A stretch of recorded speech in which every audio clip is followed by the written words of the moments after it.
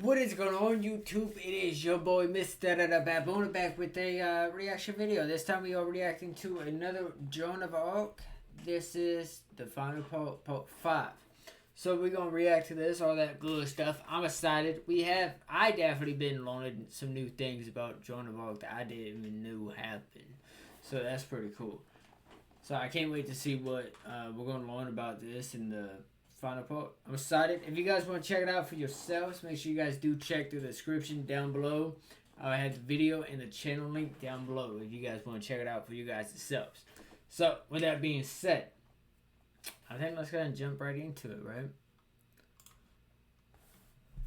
Okay, looks like everything's good. Everything's running good, nicely. Yep. February 21st, 1431, Rouen Castle. Do you swear to speak the truth in answer to such questions as are put to you? Asks Bishop Cauchon. I do not know what you wish to examine me on, responds Joan. Perhaps you might ask such things I would not tell. Will you swear to speak the truth upon those things which are asked of you concerning your faith, which you know? Concerning my father and mother, and what I've done since I took the road to France, I will gladly swear to tell the truth. But concerning my revelations from God, these I have never told or revealed to anyone, save only to Charles, my king, and I will not reveal them to save my head. It's the first day of Joan's inquisitional trial for heresy. She is both the defendant and the only witness, and she's... Wait a second, so she's... Bruh. Huh. So now she's on trial. Arguing for her life. Huh. Damn. Let's see how this goes, shall we? Joan survived the leap from the tower, landing on a soft patch of earth. But the fall had gone badly, and she laid injured until her jailers collected her, her voices whispering comfort. But her worry came to pass. The Burgundians sold her to the English, and there would be a trial for witchcraft and heresy conducted by her enemies. As they prepared, Joan languished in prison. English and Burgundian lords visited to Lirat and grope her. She was constantly alone with male soldiers. She still wore men's clothing, though, for it was a greater defense against assault than a dress. Outside her cell, the inquisitional trial was taking shape. At its head was Bishop Pierre Cauchon, a clergyman who'd been a long supporter of English interests in France. In fact, he'd personally negotiated Joan's sale to the English. So this trial was not exactly fair, because you see, after Joan got Charles crowned at Arras, the English, not to be outdone, had rushed their boy king, Henry VI, into the country in order to crown him King of France. But Charles was still claiming, through Joan, that God supported his claim. However, if Cauchon could prove in court that Joan was either a heretic, a witch, or a liar, it would go a long way toward undercutting Charles's claim to the throne. It was a trial designed to discredit Joan and her visions. Yet Cauchon knew it couldn't be an obvious hit job. Everyone knew the English and Burgundians hated Joan and expected a slanted court. Therefore, the verdict must be unimpeachable. Cauchon insisted on following strict procedure, enlisting some of the finest theological minds in France to serve as examiners. Every questioning session, every move by the court, every piece of evidence would be recorded. He wanted everyone to know how they'd come to their conclusions. Yet his initial background investigation wasn't promising. An investigator sent to Doremy to dig up dirt came back empty-handed, and a group of English noblewomen confirmed Joan was a virgin, meaning she wasn't lying about being a maid. But that still left the charge of heresy, of harboring beliefs that differed from established church doctrine. And if Joan refused to recant, that was a death sentence. So the dance began. Joan insisted that they let her take mass. The prosecutor, for his part, insisted that she could not hear mass while dressed as a man, and Joan countered that her garments protected her. Then the questioning portion of the trial opened, with Joan standing in a castle hall amid 50 or 60 churchmen. Now she had an audience. Joan began sparring with the court over her oath to be truthful. She agreed to answer questions about her past and her faith, but not her visions. It was an argument that would repeat every day. And over the next week and a half, the court would probe her about her past, her beliefs, and every step of her journey since leaving Doremy. They asked about whether she had disobeyed her parents by leaving, about obscure village folk beliefs, and of course, about her visions. Her examiners were learned men, versed in theology, and with decades of education in canon law. Damn. Joan, by contrast, was an illiterate peasant who had only recently learned to sign her name on the letters she dictated. Yet, she pushed back.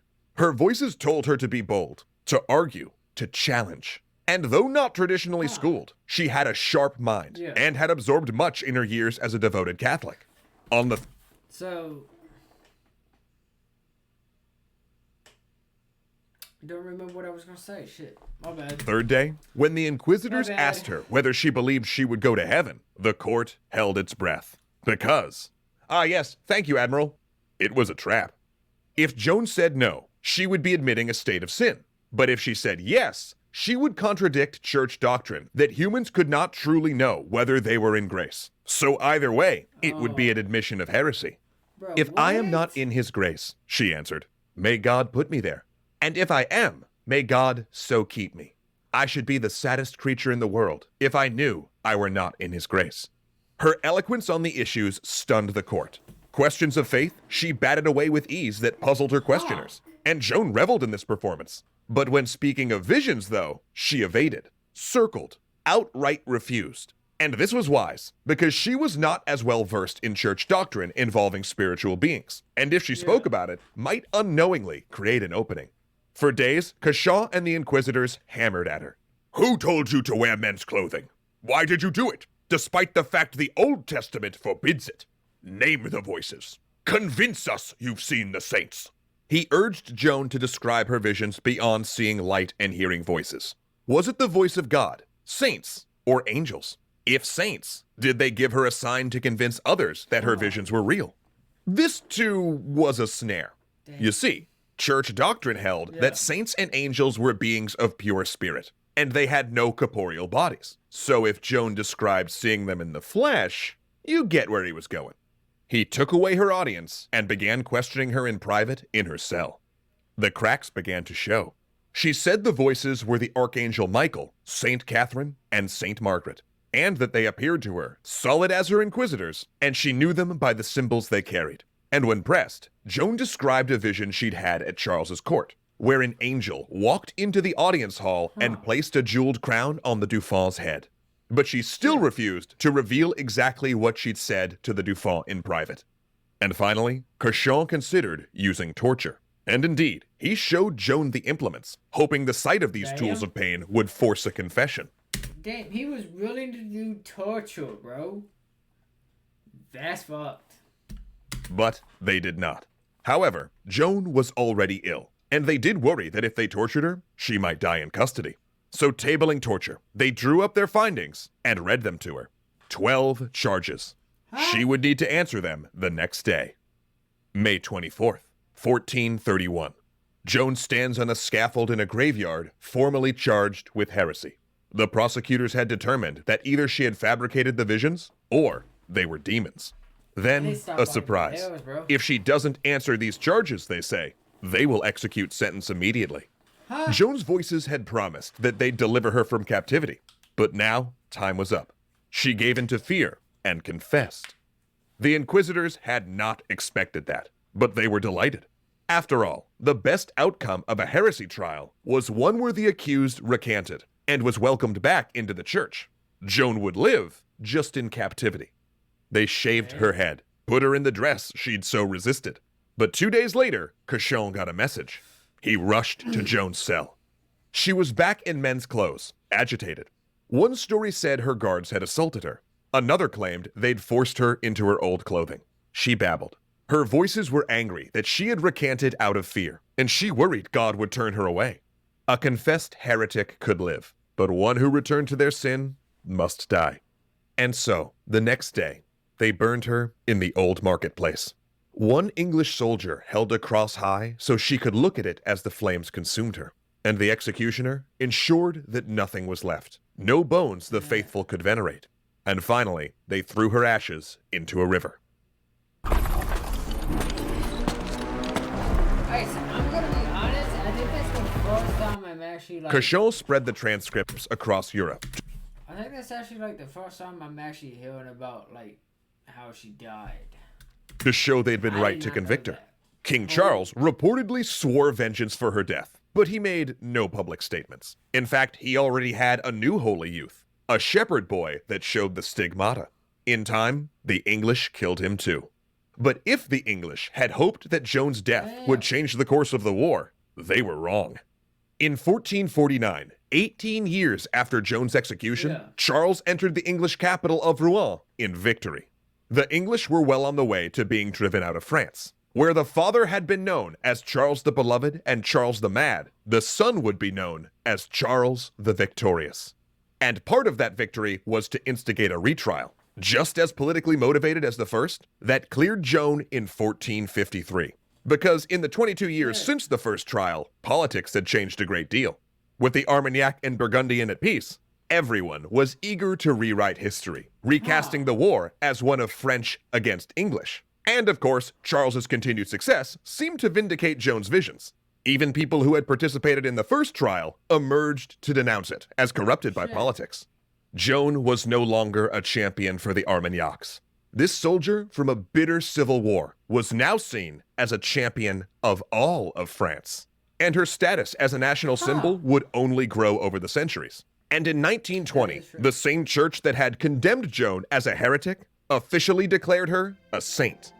The girl who had defended Orleans, taken the Loire castles, and failed outside the walls of Paris, had made I did not know that. That is one final conquest. For now, she'd stormed the gates of heaven. Special thanks to educational tier patrons Ahmed Ziad Turk and Joseph Blaine. As always, though, that was a good video. Hopefully you guys did enjoy. If you guys want, make sure you guys do go check it out on your own. The link will be down below in the description if you guys want to check it out. The video link is down there. The channel link is down there below in the description. I'll see you guys in the next video. Make sure you guys stay safe. Positivity is key. Motivation is key. Stay safe. Watch out for each other. That was a good video. Hopefully you guys did enjoy. Now, real fast, I did enjoy that video. I'm going to state that. That was really well done, really well made, and everything. Like I said before, I still wish. I think eventually I'm going to learn how to do videos like that. I think that is going to be fun. But I'll see you guys in the next one. Stay safe. Watch out for each other.